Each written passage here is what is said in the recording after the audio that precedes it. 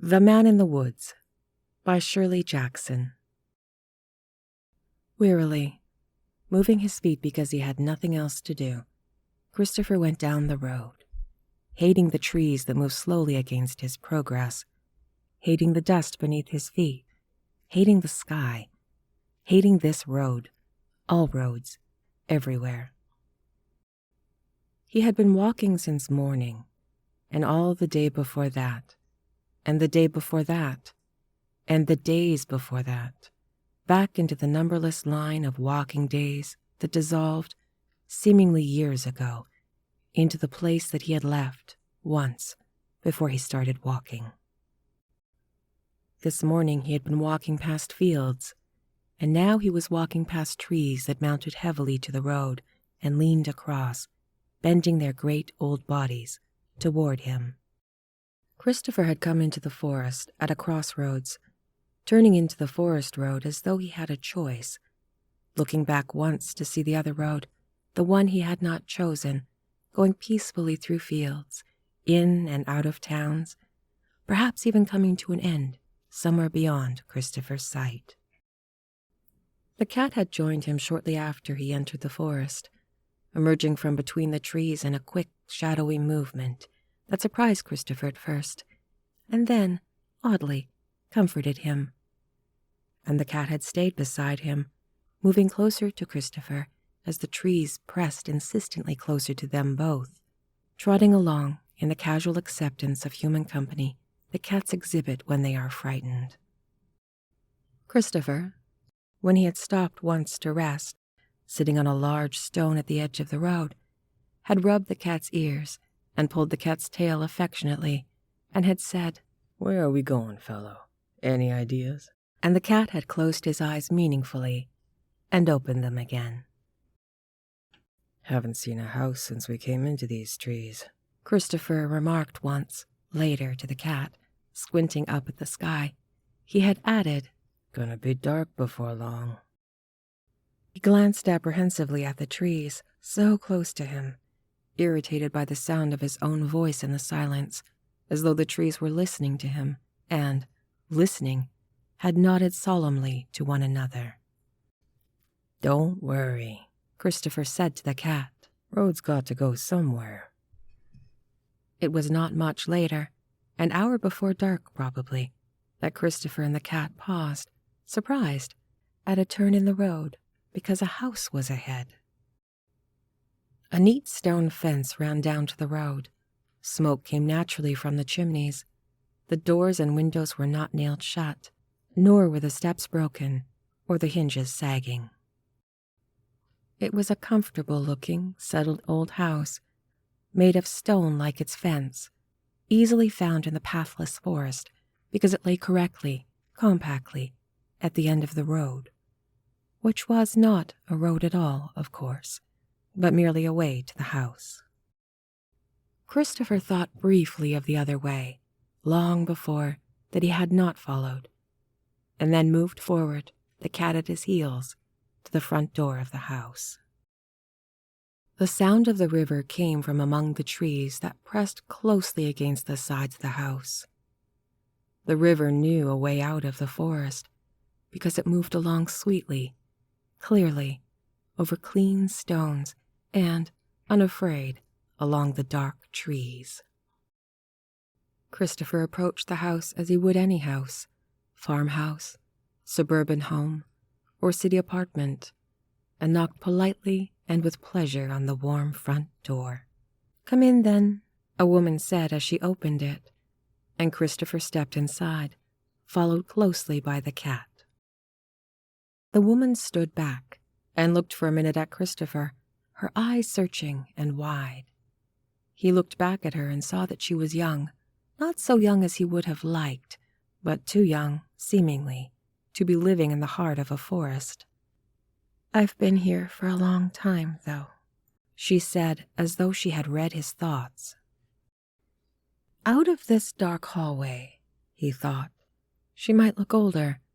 Her hair curled a little around her face, and her eyes were far too wide for the rest of her, as if she were constantly straining to see in the gloom of the forest.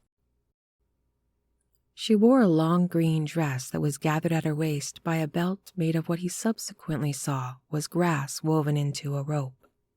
She was barefoot.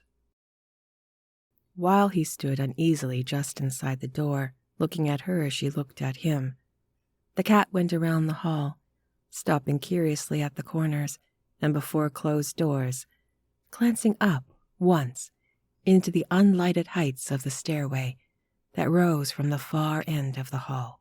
"He smells another cat," she said. "We have one." "Phyllis!" A voice called from the back of the house, and the woman smiled quickly, nervously, at Christopher and said, "Come along, please. I shouldn't keep you waiting." He followed her to the door at the back of the hall, next to the stairway, and was grateful for the light that greeted them when she opened it.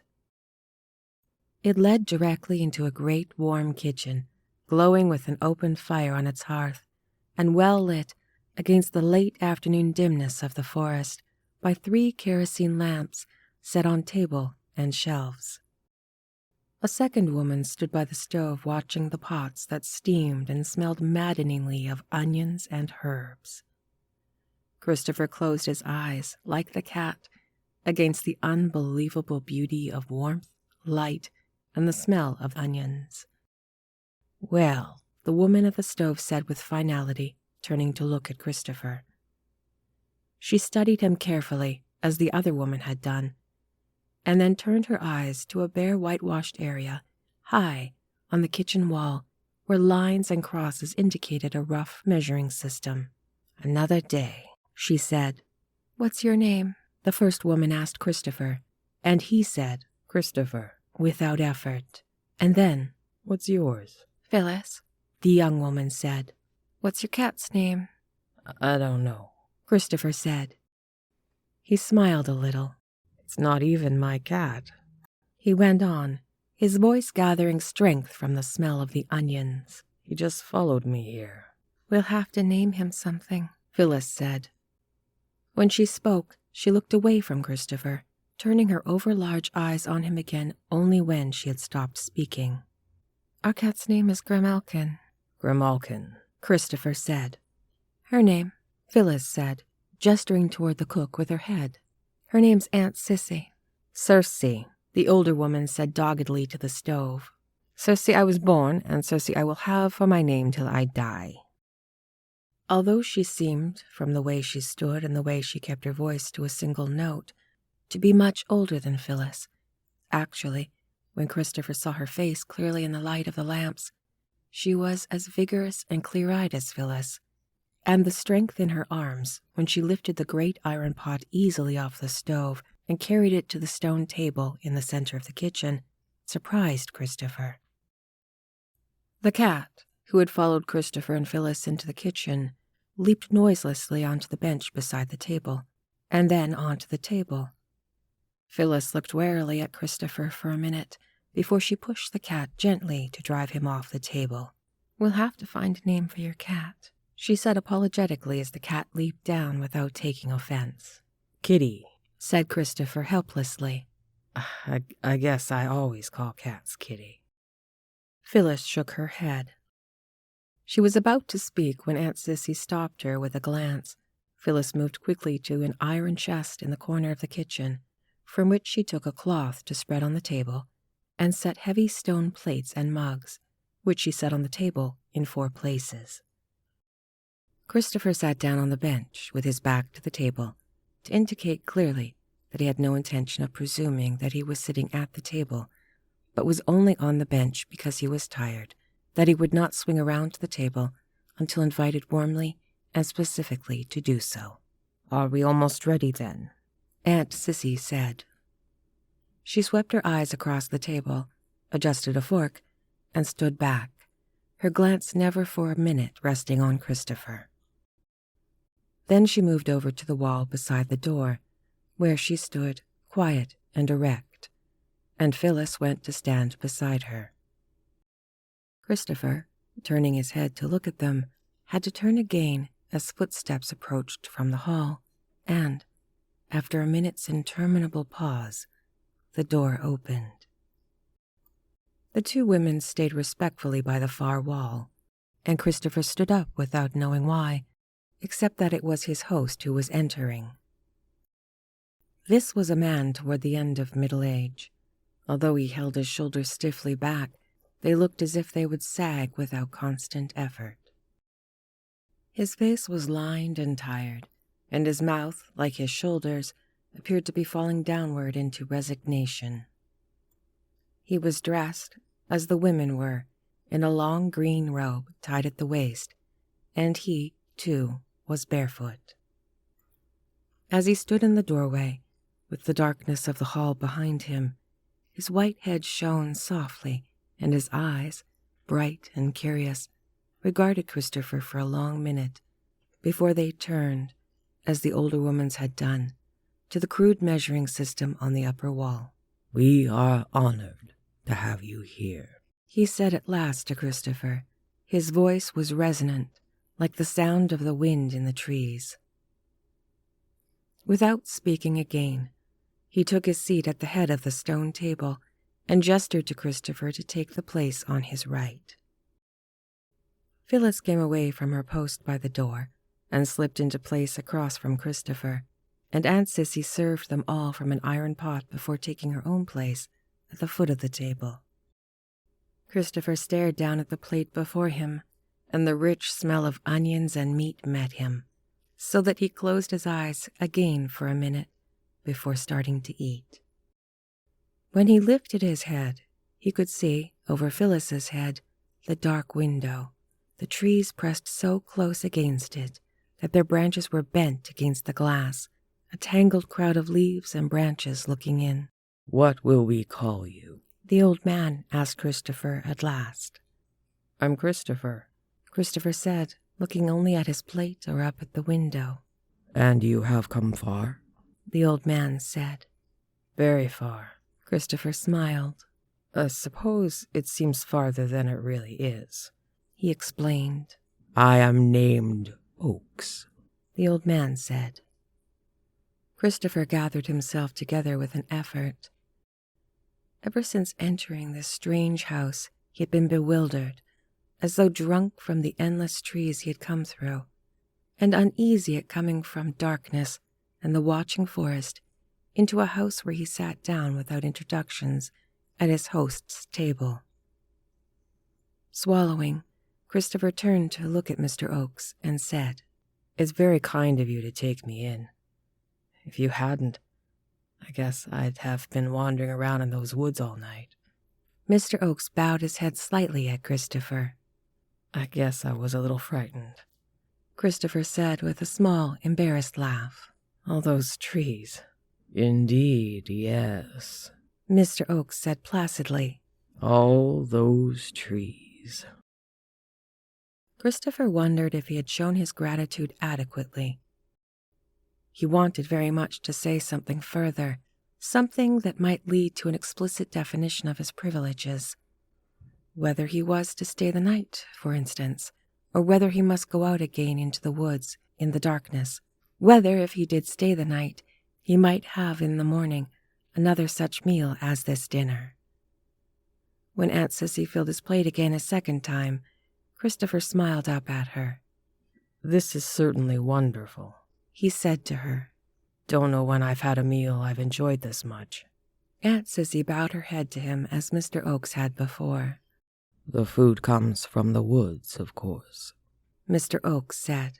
"Sissy gathers her onions down by the river, but naturally none of that need concern you." "I suppose not," Christopher said, feeling that he was not to stay the night. "Tomorrow will be soon enough for you to see the house," Mr. Oaks added. "I suppose so," Christopher said, realizing that he was indeed to stay the night. "Tonight," Mr. Oaks said, his voice deliberately light.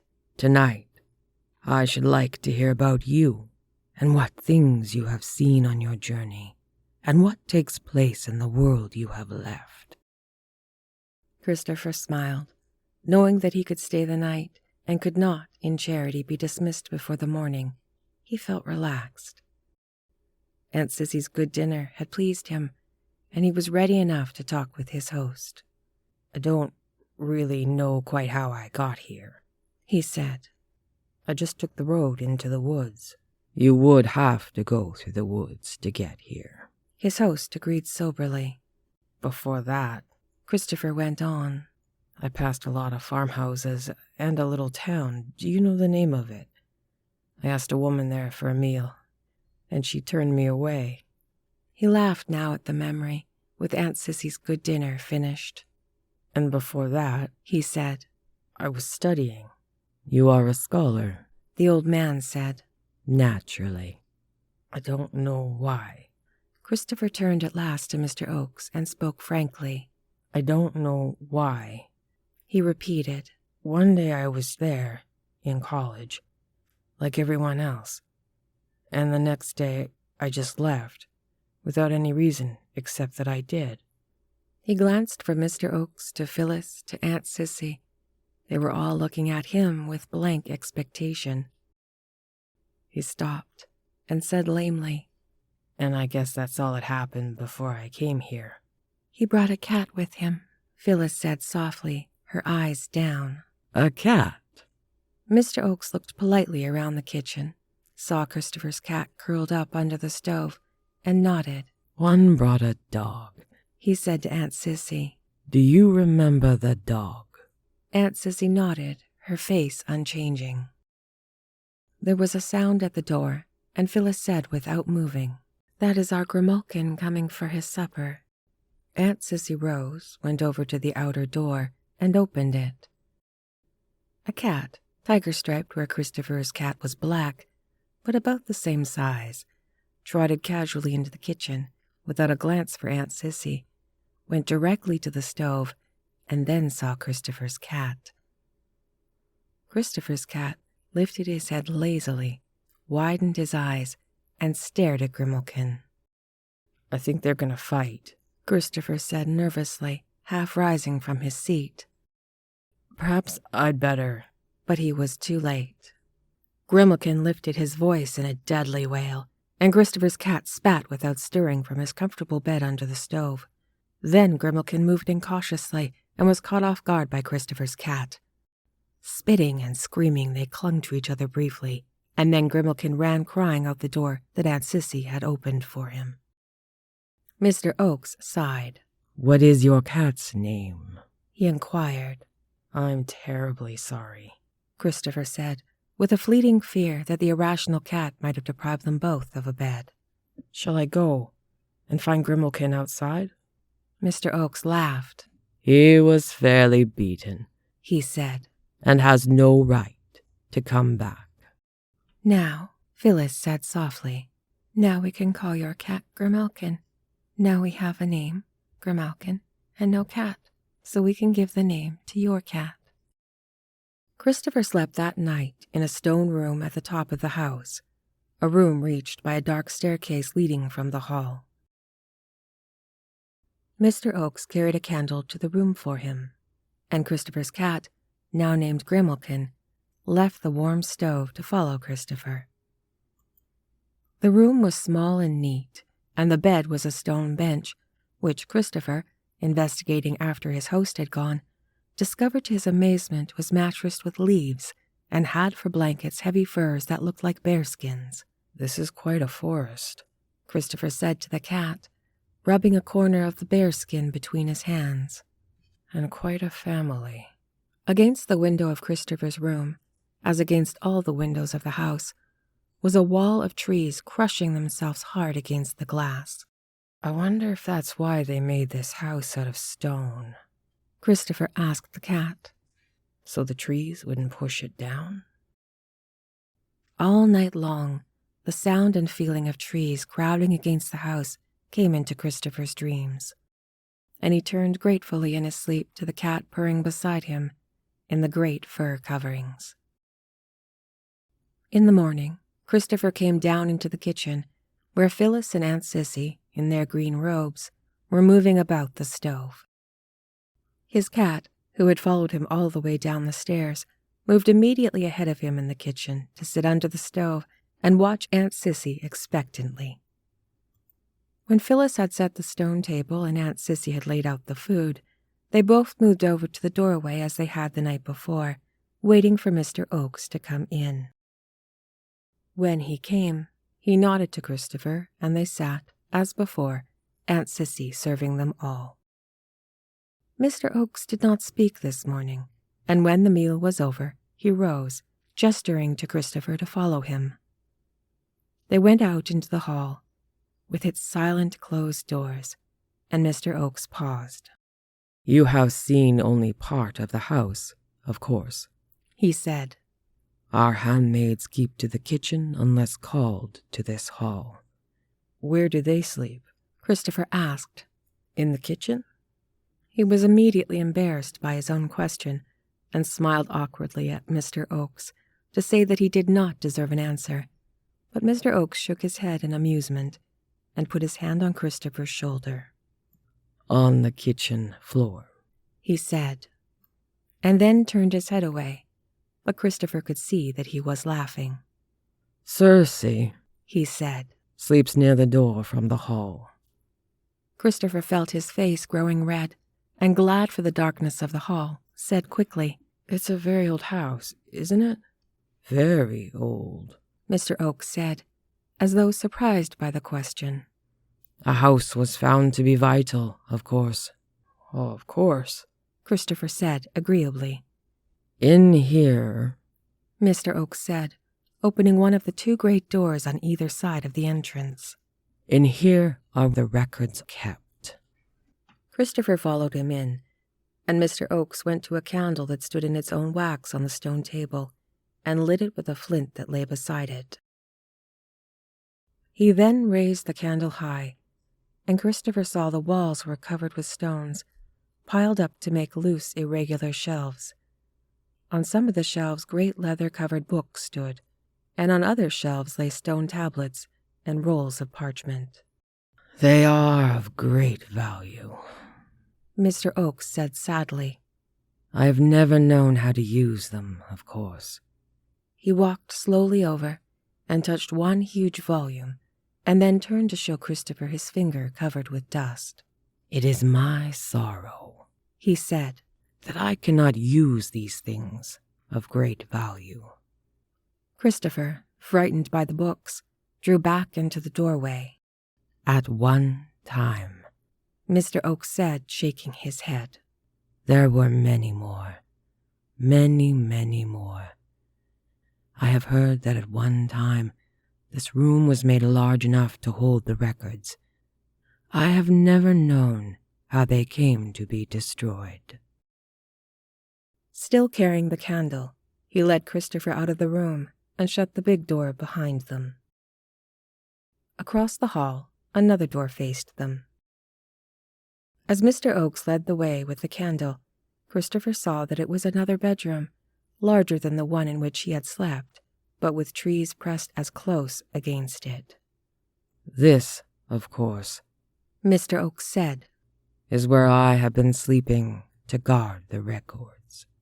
He held the candle high again, and Christopher saw a stone bench like his own, with heavy furs laying on it, and above the bed a long glittering knife rested on two pegs driven between the stones of the wall. "The keeper of the records," Mr. Oakes said, and sighed briefly before he smiled at Christopher in the candlelight. "We are like two friends," he added, "one showing the other his house." "But," Christopher began, but Mr. Oakes laughed. "Let me show you my roses," he said. Christopher followed him helplessly back into the hall, where Mr. Oakes blew out the candle and left it on a shelf by the door, and then out the front door to the tiny cleared patch before the house, which was surrounded by the stone wall that ran to the road. Although for a small distance before them the world was clear of trees, it was not very much lighter nor more pleasant, with the forest only barely held back by the stone wall, edging as close as possible, pushing, as Christopher had felt since the day before, crowding up and embracing the stone house in horrid possession. "Here are my roses," Mr. Oakes said, his voice warm. He looked calculatingly beyond at the forest as he spoke, his eyes measuring the distance between the trees and his roses. I planted them myself," he said. "I was the first one to clear away even this much of the forest, because I wished to plant roses in the midst of this wilderness. Even so," he added, "I had to send Circe for the roses in the midst of this beast around us, to set them here in my little clear spot." He leaned affectionately over the roses, which grew gloriously against the stone of the house, on a vine that rose triumphantly almost to the height of the door. Over him, over the roses, over the house, the trees leaned eagerly. "They need to be tied up against stakes every spring," Mr. Oak said. He stepped back a pace and measured with his hands above his head.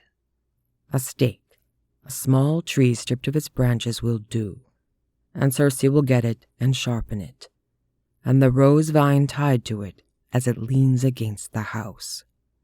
Christopher nodded. "Some day the roses will cover the house, I imagine," he said. "Do you think so?" Mr. Oakes turned eagerly to him. "My roses." "Looks like it," Christopher said awkwardly, his fingers touching the first stake, bright against the stones of the house. Mr. Oakes shook his head, smiling. "Remember who planted them," he said. They went inside again, through the hall into the kitchen, where Aunt Sissy and Phyllis stood against the wall as they entered. Again they sat at the stone table, and Aunt Sissy served them, and again Mr. Oakes said nothing while they ate, and Phyllis and Aunt Sissy looked at their plates as always. After the meal was over, Mr. Oakes bowed to Christopher before leaving the room, and while Phyllis and Aunt Sissy cleared the table of plates and cloth, Christopher sat on the bench with his cat on his knee. The women seemed unusually occupied. Aunt Sissy at the stove sat down iron pots enough for a dozen meals, and Phyllis, sent to fetch a special utensil from the alcove in the corner of the kitchen, came back to report that it had been mislaid since the last time and could not be found, so that Aunt Sissy put down her cooking spoon and go herself to search.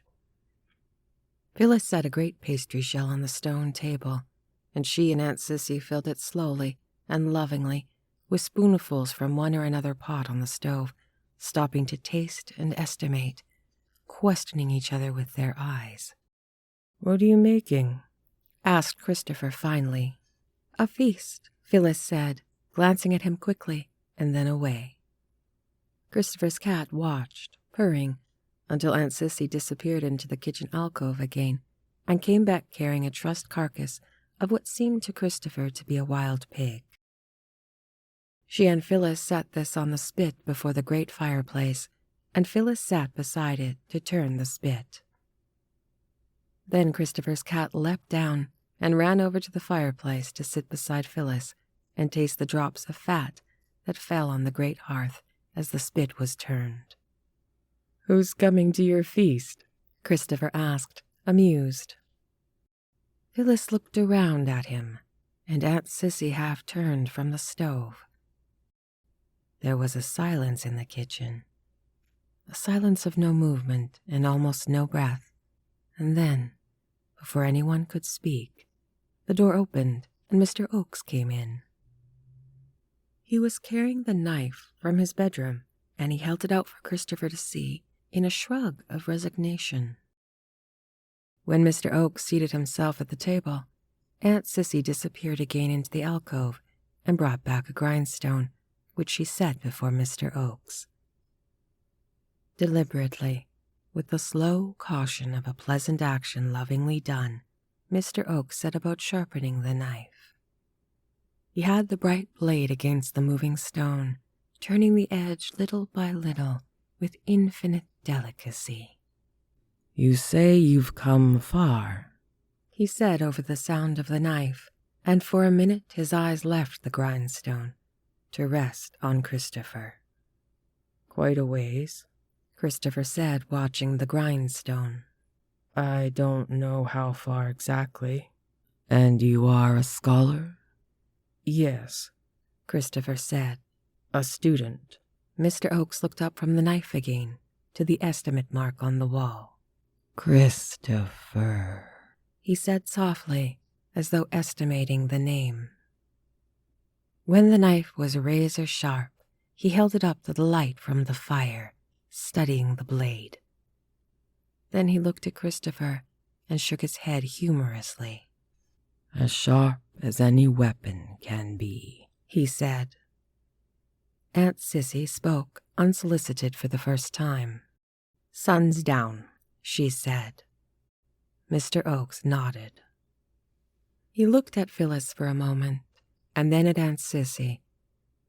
Then, with his sharpened knife in his hand, he walked over and put his free arm around Christopher's shoulder. "Will you remember about the roses?" he asked. "They must be tied up in the spring if they are meant to grow at all." For a moment, his arm stayed warmly around Christopher's shoulders, and then, carrying his knife, he went over to the back door and waited while Aunt Sissy came to open it for him. As the door was opened, the trees showed for a minute, dark and greedy. Then Aunt Sissy closed the door behind Mr. Oakes. For a minute, she leaned her back against it, watching Christopher, and then, standing away from it, she opened it again. Christopher, staring, walked slowly over to the open door, as Aunt Sissy seemed to expect he would, and then he heard from behind him Phyllis's voice from the hearth. "He'll be down by the river," she said softly. "Go far around and come up behind him."